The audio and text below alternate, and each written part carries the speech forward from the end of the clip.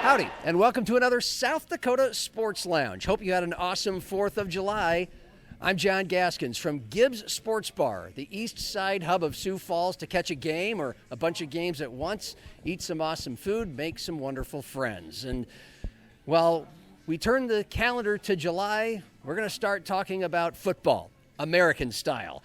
North Dakota State is on the cusp of its maiden voyage into the FBS, specifically the Mountain West Conference. So Mike McFeely, veteran columnist in Fargo, will help us get that going on his appearance with Hot Mike with Dom Izzo.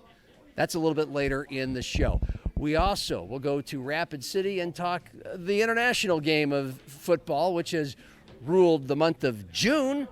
As we get closer to the World Cup finals, Jerry Brewer, senior columnist at The Athletic, joining the Nate Brown Show.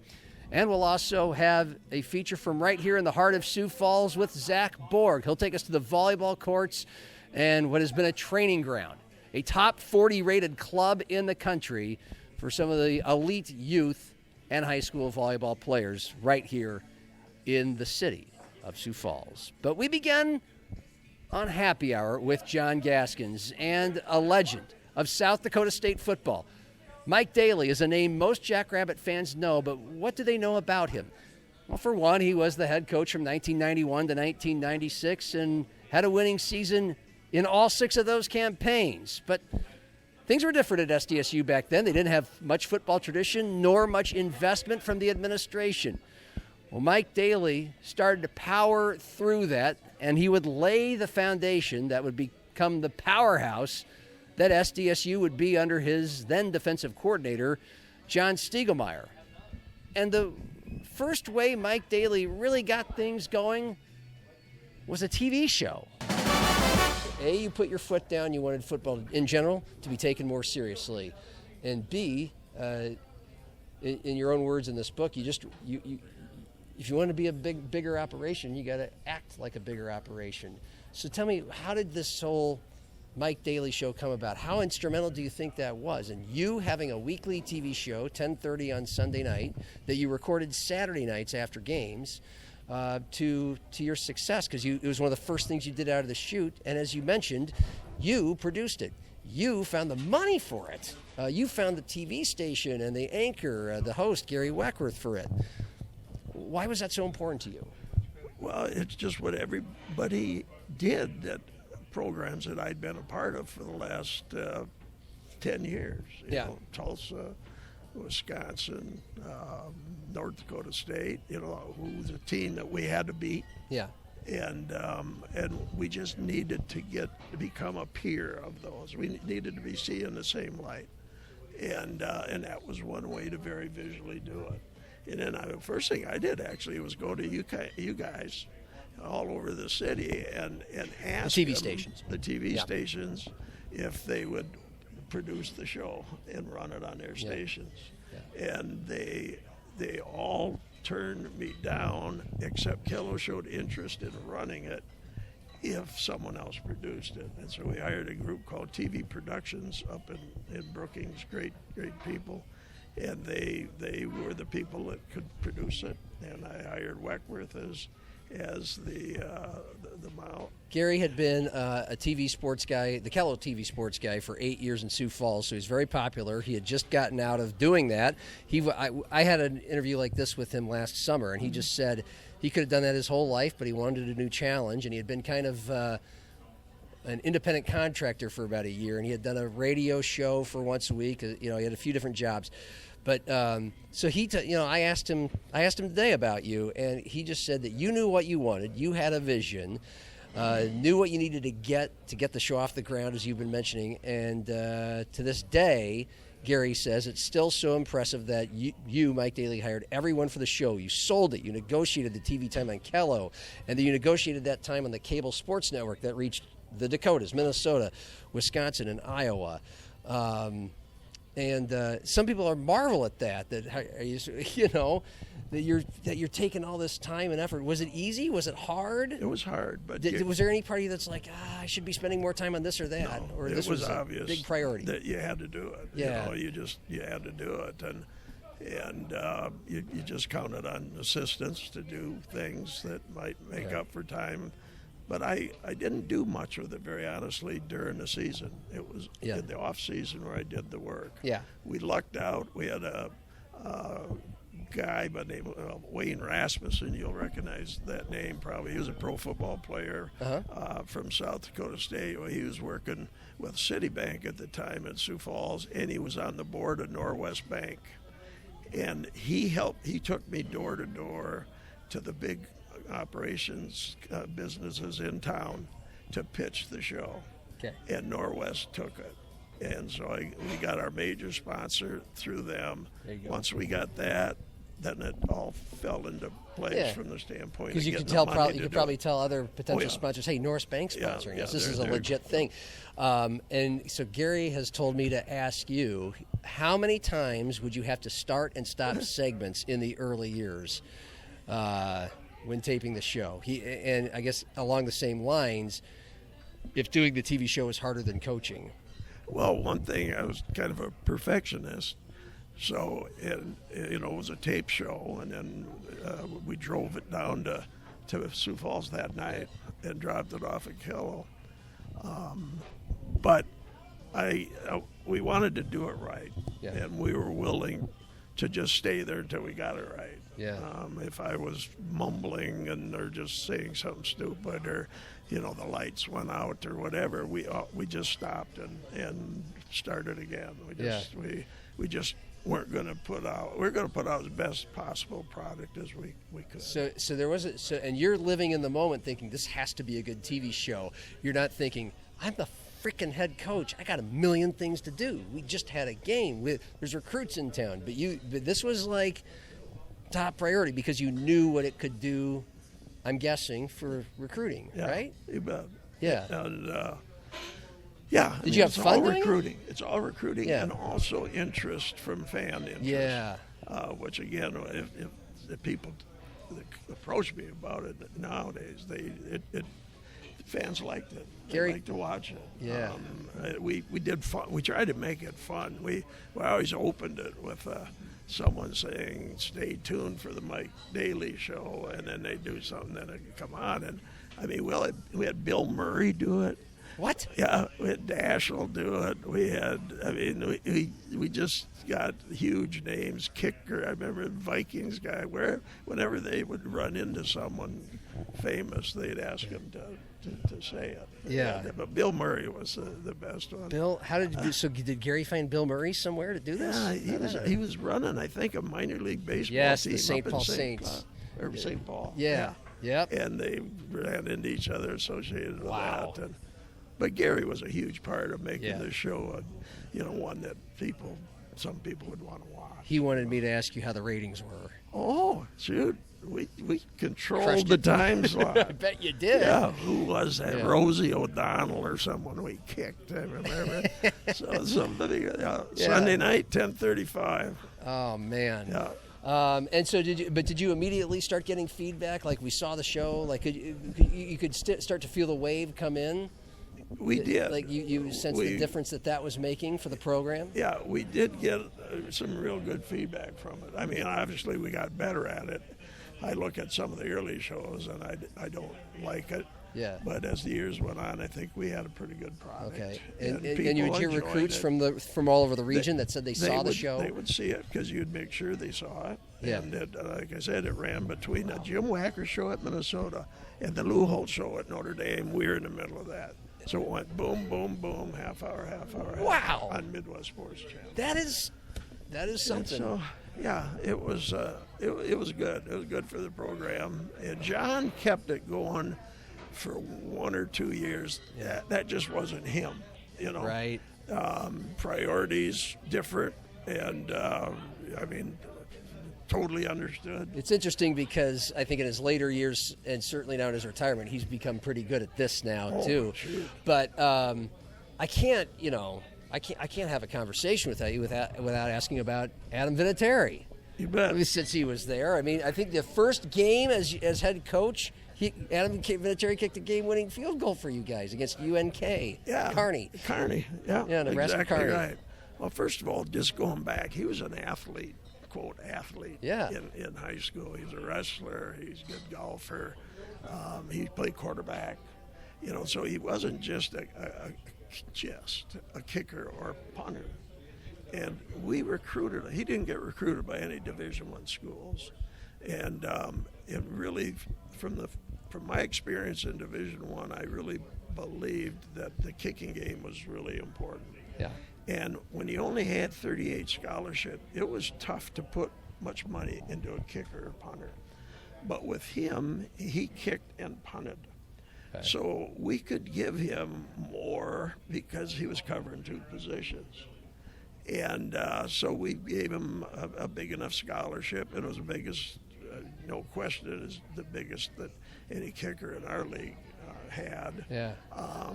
And so we got him.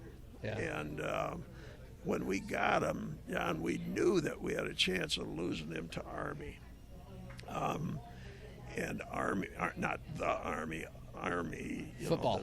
Football. Because he was waiting to see if he got the appointment or not. And we discussed it. He said, if I get that, I'm going to go. I said, we'll take the risk.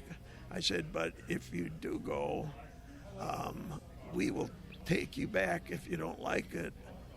But I might not have that 3/4 of a scholarship. I said, we'll have some, but with you not coming, I got to go find another kicker or punter or whatever it was at that time that we needed. And he understood, and then in the middle of the summer got a call from him and said, you still want me? And I said, sure. And he came back, and then it went from there. Has Jim Heinitz ever told you the story about him recruiting you, Adam? Yeah. He told us last summer, Jim did, about how Adam came in an hour or two late, didn't seem too interested in Augustana, and Jim cut the conversation short. He's just like, I don't think you want to come here. I don't think this. Let's just both go our separate ways. So either he had sights on the Army, or he already knew he wanted to play for you at SDSU or whatnot. But yeah, I don't know what went on there. All I know is we offered him a scholarship. He ended up at our place, and is going in the Hall of Fame in a month. He did okay. Well, he was. Is it true that he wasn't that great of a kicker, or was he at SDSU? Oh, he was a little up and down. Yeah. He was a better punter than kicker. That's what I've heard. Statistically, and I mean, he just pounded it. You could just hear it. And he was more inconsistent on the kicking game, on the kick stuff, and to the point, and this that I benched him at one time. He'd missed 3 or 4 extra points, field goals in a row, and I benched him and had an audition of the team and see who had kicked before, and 4 or 5 had, and they came and ended up going with a defensive lineman, I think it was, off of Jim Remy's his name, from Laverne. Defensive lineman. Yeah, and he square toe. Yeah. And he came in, of course, missed the first 3, and then we put Vinny back in. And well, how upset was he? Was he upset? Oh, yeah. Yeah. Yeah. Okay. Probably still is. Wow. Yeah. Was there any part? But you couldn't. You felt like you had no choice. He was struggling enough. You had to. Just give someone else a chance. Give him a breather. He still punted. Yeah. Okay. So, yeah, any competitor like he is doesn't like to not do his deal. Yeah. So you, after 6 years at the helm, it's several 6 and 7 win seasons, very successful run, and you're still in your late 40s, I think, and you just decided 6 years as a head coach was enough, 26 years as a coach was enough, and why? Because you probably had a good 20 years left in you. I did. I never wasn't enamored by the profession as much as some people are, and that's not a negative statement about other people. I always liked to fish and hunt and enjoy life and do other stuff. And then when we had our son, and it's some of what I went through as a young kid not having a dad, he needed it. I was raising everybody's kids but my own. And so I just said, I think let's just shut her down and get into something that's a little more sane, something I can spend more time with my family with. Best decision I've ever made. I never look back at it.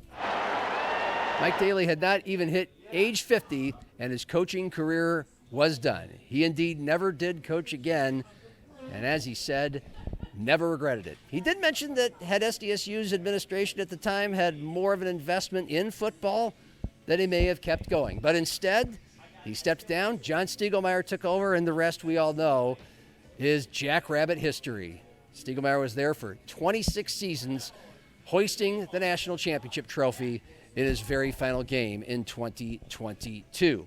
There's plenty more from Mike Daly, including his years at North Dakota State and Tulsa and Wisconsin as an assistant coach in the 80s. Very colorful stories from a wonderful football life here in South Dakota. Check that out wherever you find your podcasts, on Happy Hour with John Gaskins or at SiouxFallsLive.com and the Midwest Sports Plus app. Speaking of FCS powerhouses, North Dakota State graduated. After 10 national titles in 14 years, the Bison have moved from FCS to FBS. That's part of Mike McFeely's conversation on Hot Mike with Dom Izzo. Did you submit your Mountain West preseason poll or preseason all-conference team ballot? I did. Yes? Yes. How much consternation did you have over that? Well, a lot. And I think like you and Kolpak, I took some time. I took a couple days to poke around and read some things and send a couple emails to people to saying, I don't know, does this look okay? Like, I don't know. I just don't know any of the players from other teams.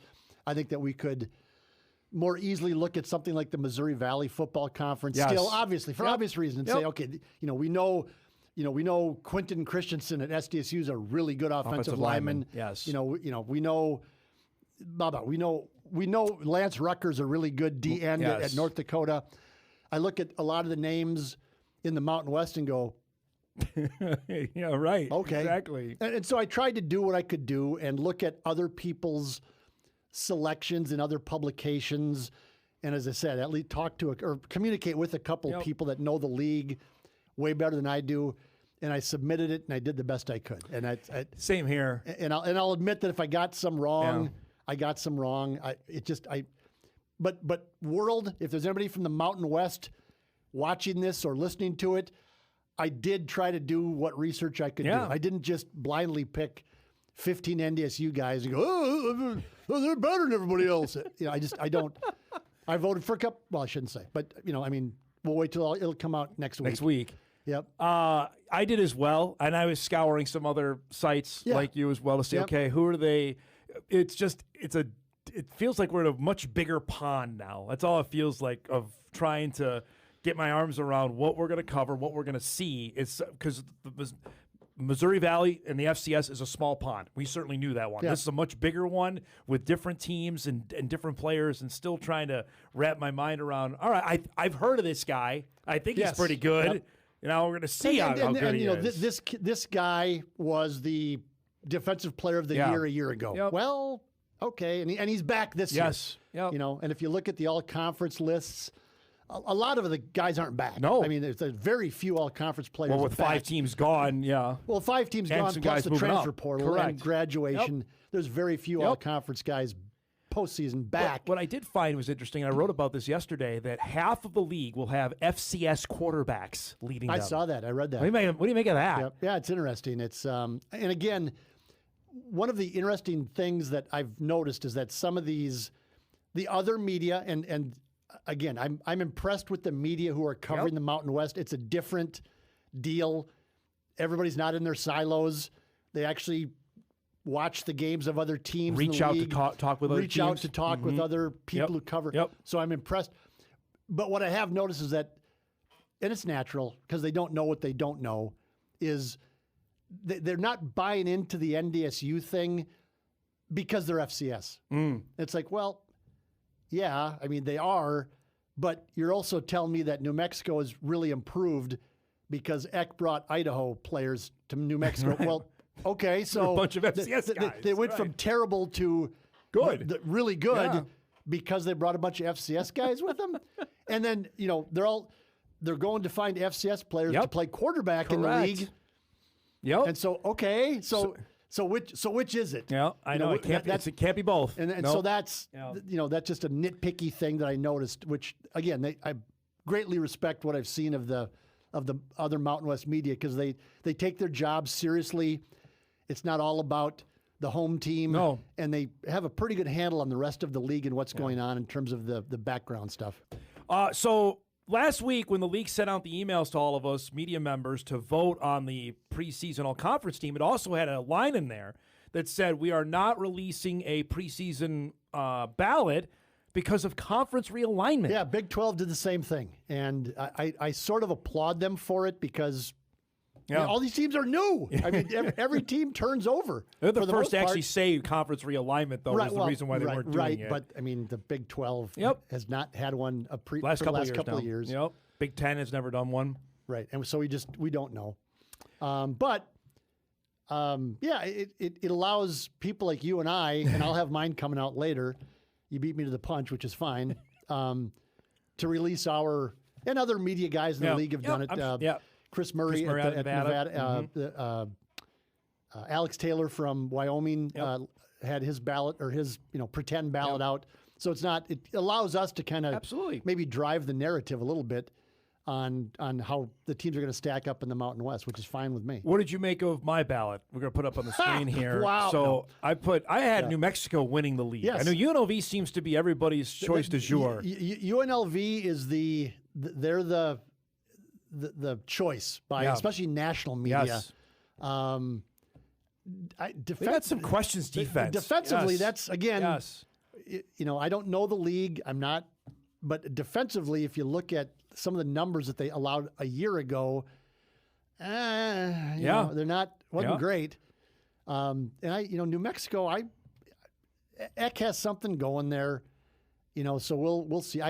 I might like, and we don't know how good this quarterback is going to be for UNLV. No, Jackson Arnold's on his third separate stop right? now. And he's a 5-star recruit from 3 or 4 years ago, and he was this highly touted kid. But the fact is that he is in Las Vegas now, playing in the Mountain West. He's not playing at Oklahoma, and he's not playing at Auburn. He did not end up at a Big 10 school or an SEC school or a Big 12 school or a Pac-12. He ended up at the Mountain West, and so there's that. There's reasons for everything. Maybe the kid will be fantastic. Maybe this is what he needed, kind of to slow things down. I look at their first 2 games. UNLV plays Memphis, and then they go to Hawaii. That is a tough first 2 for them to start the year. Yeah, and so we'll see. I mean, if they beat Memphis, you go, okay, they'll be fine.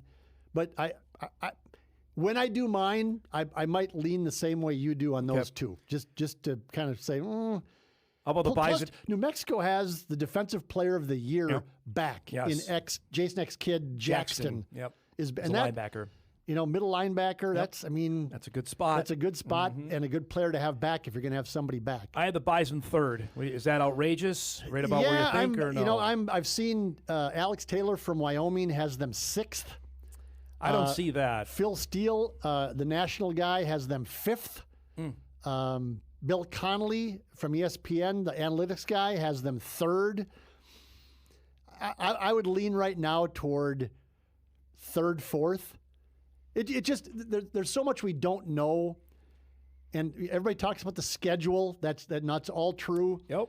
But the other part you have to remember with NDSU is they're still operating, I think, basically on a 63 scholarship team because they didn't have the transition year. No.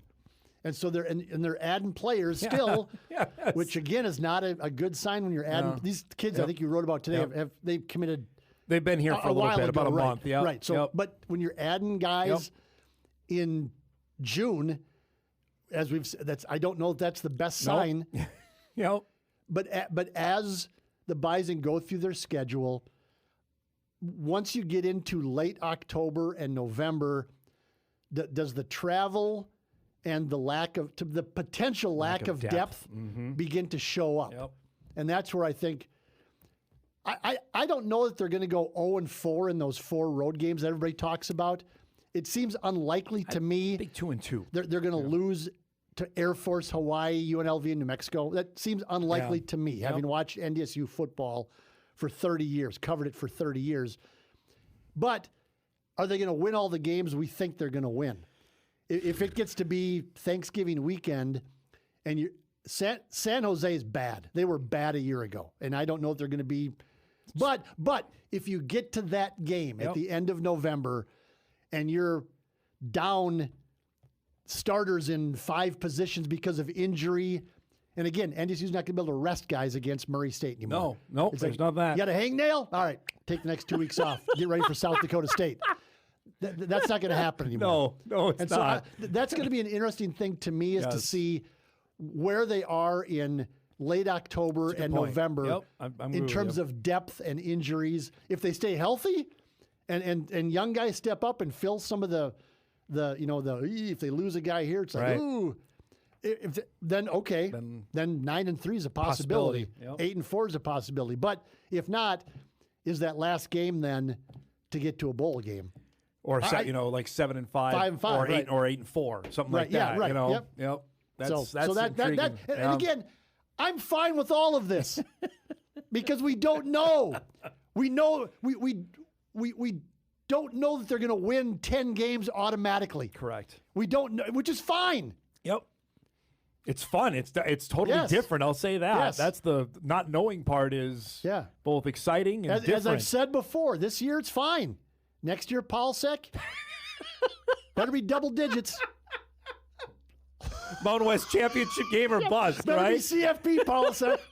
Next year. Hey, McMurphy's already put it on and they're going to make it. So he came on this show and told us that. So you have New Mexico winning the McMurphy Cup. Yes, then. correct. Okay, good. That's the interesting part. I mean, Wyoming offensively can't make their way out of a paper bag. Are they going to be any good? Nevada, I mean, Choate's under real pressure. They have Montana State. Hey, look. This is the other thing I've been thinking about.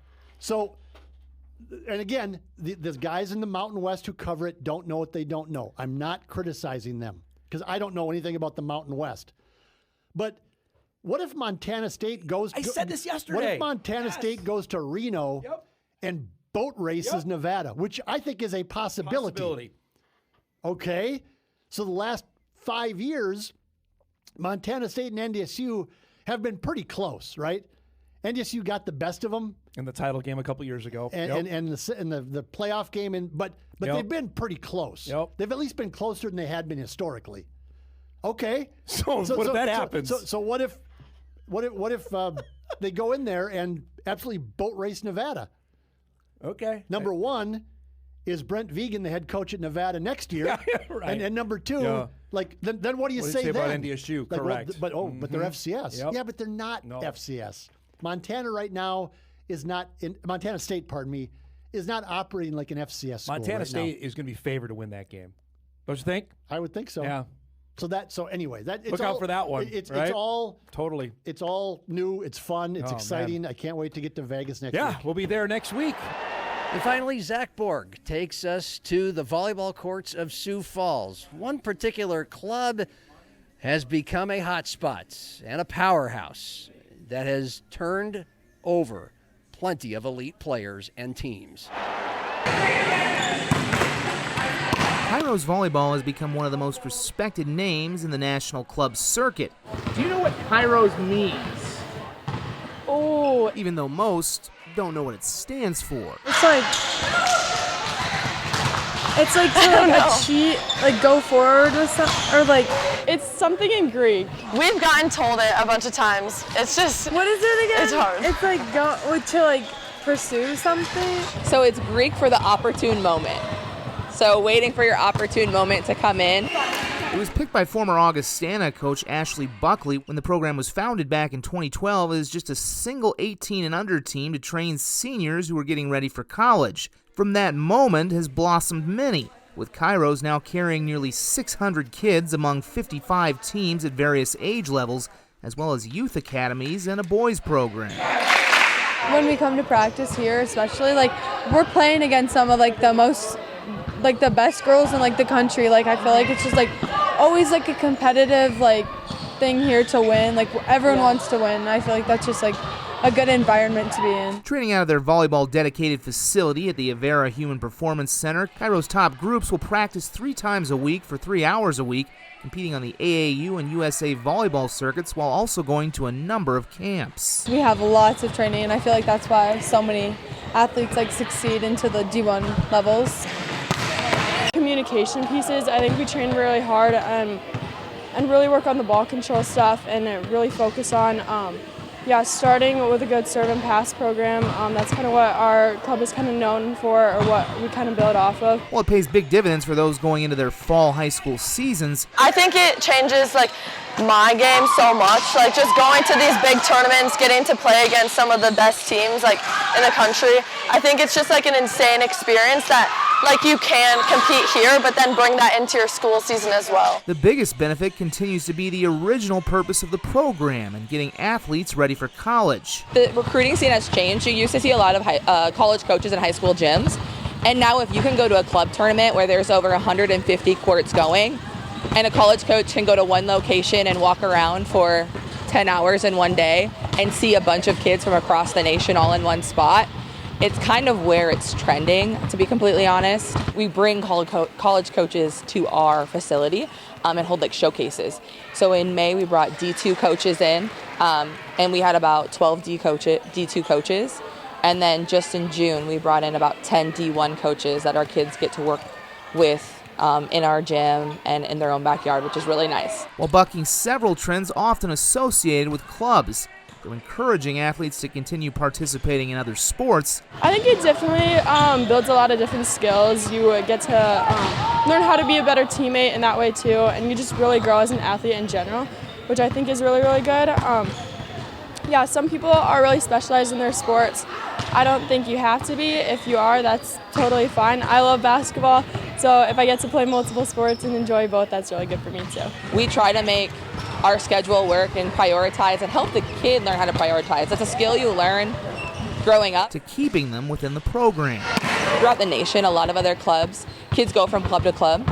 We see that our kids stick with us from 9 to 18 years old, and we gotta get to see them grow and develop and train with them throughout their whole volleyball career until they take off to college, which I think helps prepare them for the next level. We build great relationships with other college coaches, and they know what our program training does.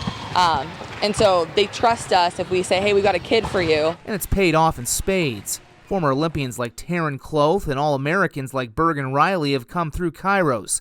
Jocelyn Samuels of Harrisburg committed to Nebraska several weeks ago, while others within the program are committed to schools like Oregon, Creighton, USD, and SDSU, and yet more headed to Division II schools within the region. Knowing that a bunch of these girls who go and play college volleyball, just knowing that has happened, just chasing that dream and knowing that those girls can do that, so maybe I can. Those alumni, as well as 8 national championships, the latest coming in their 13 Alpha division this year, have raised the profile of Kairos and volleyball in the state of South Dakota. I think people start to believe in themselves, and then all of a sudden they're like, I could be in this next D1 program. I could compete for a national championship.